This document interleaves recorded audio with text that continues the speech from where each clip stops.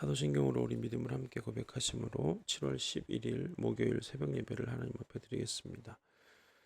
전능하사 천지를 만드신 하나님 아버지를 내가 믿사오며 그 외아들 우리 주 예수 그리스도를 믿사오니 이는 성령으로 잉태하사 동정녀 마리아에게 나시고 본디오 빌라도에게 고난을 받으사 십자가에 못 박혀 죽으시고 장사한 지 사흘 만에 죽은 자 가운데서 다시 살아나시며 하늘에 오르사 전능하신 하나님 우편에 앉아 계시다가 저리로서 산자와 죽은 자를 심판하러 오시리라. 성령을 믿사오며 거룩한 공예와 성도가 서로 교통하는 것과 죄를 사하여 주시는 것과 몸이 다시 사는 것과 영원히 사는 것을 믿사옵나이다. 아멘. 오늘 우리에게 주신 하나님의 말씀은 시편 18편 3절에서 18절에 있는 말씀입니다. 시편 18편 3절에서 18절까지 있는 말씀입니다. 내가 찬송 받으실 여호와께 아뢰리니 내 원수들에게서 구원을 얻으리로다. 사망의 줄이 나를 얽고 불의의 창수가 나를 두렵게 하였으며 수월의 줄이 나를 두르고 사망의 올무가 내게 이르렀도다. 내가 환난 중에서 여호와께 아뢰며 나의 하나님께 부르짖었더니 그가 그의 성전에서 내 소리를 들으시며 그의 앞에서 나의 부르짖음이 그의 귀에 들렸도다. 이에 땅이 진동하고 산들의 터도 요동하였으니 그의 진노로 말미암음이로다. 그의 코에서 연기가 오르고 입에서 불이 나와 사르며 그 불풀에 숯이 피었도다. 그가 또 하늘을 들이우시고 강림하시리니 그의 발 아래는 어두컴컴하도다. 그룹을 타고 다니시며 바람 날개를 타고 높이 솟아오르셨도다. 그가 흑암을 그의 숨을 숨는 곳으로 삼으사 장막같이 자기를 두르게 하시며 곧 물의 흑암과 공중의 빽빽한 구름으로 그리하시도다. 그의 앞에 광채로 말미암아 빽빽한 구름이 지나며 우박과 숯불이 내리도다. 여호와께서 하늘에서 우레소리를 내시고 지존하신 이가 음성을 내시며 우박과 숯불을 내리시도다. 그의 화살을 날려 그들을 흩으시며 많은 번개로 그들을 깨뜨리셨도다. 이럴 때 여호와의 꾸지람과 콧김으로 말미암아 물밑이 드러나고 세상의 터가 나타났도다. 그가 높은 곳에서 손을 펴사 나를 붙잡아 주시며 많은 물에서 나를 건져내셨도다.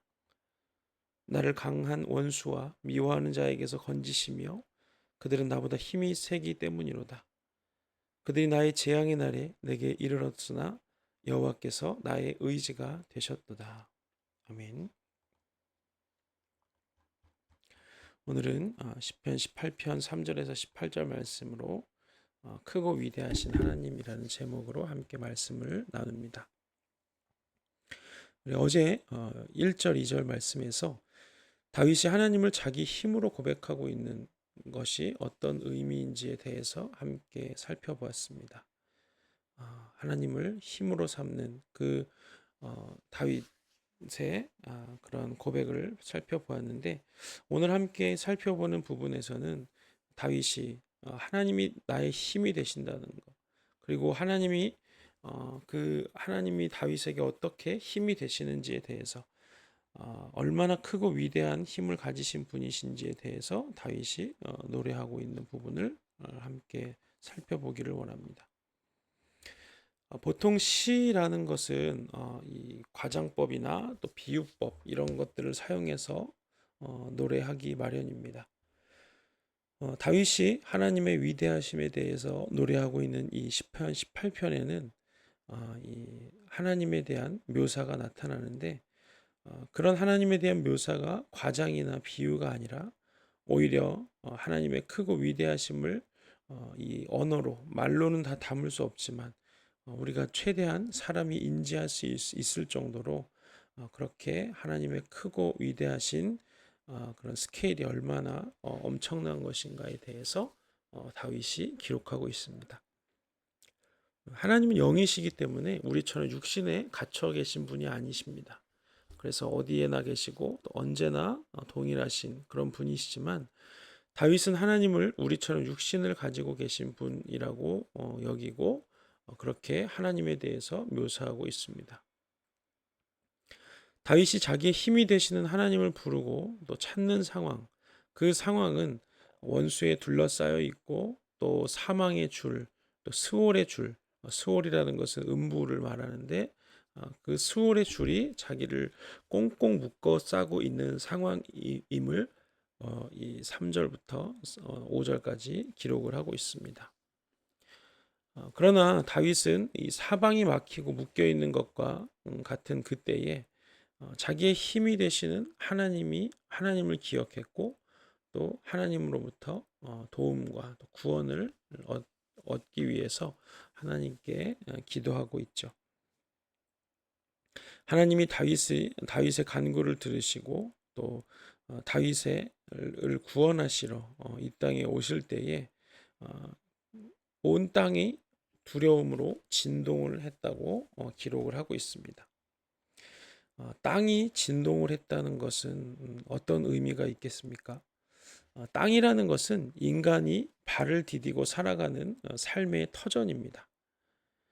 하나님께서는 하나님을 떠난 아담을 향해서 너는 흙이니 흙으로 돌아갈 것이다 이렇게 말씀을 하셨죠. 땅이 흔들린다는 것, 이 땅이라는 것은 사람의 근원이 되는 것입니다. 그런데 그 땅이 흔들리는 것이죠. 사람의 근원이 흔들리는 것입니다. 그래서 하나님 앞에서 사실 모든 인간의 노력과 힘과 권력, 그것들은 무용지물이 되고 맙니다. 하나님은 온 땅을 지으셨고 또 다스리시고 심판하시는 분이시기 때문에 그렇습니다. 예로부터 힘과 권력을 많이 가지고 있는 사람들은 땅을 소유하려고 애를 썼습니다. 이 시대에도 여전히 권력과 재물이 있는 사람들은 땅을 소유하려고 애를 씁니다. 하지만 하나님께서는 레위기에서 이렇게 말씀을 하셨습니다. 레위기 25장 23절에서 토지를 영구히 팔지 말 것은 토지는 다 내 것임이니라. 너희는 거류민이요 동거하는 자로서 나와 함께 있느니라. 아멘. 토지를 팔지 말라. 땅은 다 내 것이다. 하나님께서 말씀하시죠. 그래서 하나님이 다윗의 기도에 응답하심으로 이 땅에 임하실 때 하나님의 그 진노, 이 원수들에 대한 심판을 하러 오시는 그 하나님의 진노에 대해서 땅이 흔들리면서 인간의 모든 소망도 뒤흔들어 놓고 두렵고 떨리는 일이라고 다윗이 기록하고 있는 것을 보게 됩니다. 다윗은 진노하심으로 자기에게 찾아오신 하나님, 또 원수들을 멸하러 오신 하나님의 얼굴을 그리고 오시는 그 모습을 묘사하고 있는데 코에서는 연기가 피어오르고 입에서는 불이 뿜어 나오고 또 그가 서 계신 발밑은 캄캄하고 또 바람을 타고 다니시면서 흑암과 구름으로 옷을 삼고 살아가고 옷을 삼고 오시는 하나님. 그리고 우레소리와 우박소리와 같은 그런 큰 소리를 바라면서 오시는 하나님에 대해서 묘사하고 있습니다. 이렇게 두려운 모습으로 하나님이 임하고 계십니다. 코에서 연기와 또 입에서 불과 또 바람을 타고 흑암과 구름을 입으시고 엄청난 소리를 바라시면서 오신 하나님. 그렇게 두려운 모습으로 오시지만 다윗은 두려워하지 않습니다. 출애굽기에 보면 모세도 시내산에서 하나님의 영광을 임했을 때 온 백성들은 하나님을 보고 두려워 떨었다고 기록되고 있습니다. 하지만 모세만은 이 시내산 꼭대기에 올라가서 하나님의 얼굴을 대면했습니다. 하나님은 하나님의 의를 덧입고 살아가는 의로운 자들에게는 두려운 분이 아니시지만 악을 행하는 자들에게는 한없이 두려운 분이 되십니다. 요한계시록 말씀을 읽다 보면 마지막 심판 때에 하나님께서 임하시는 하나님의 엄청난 진노가 기록되어 있는 것을 읽게 됩니다.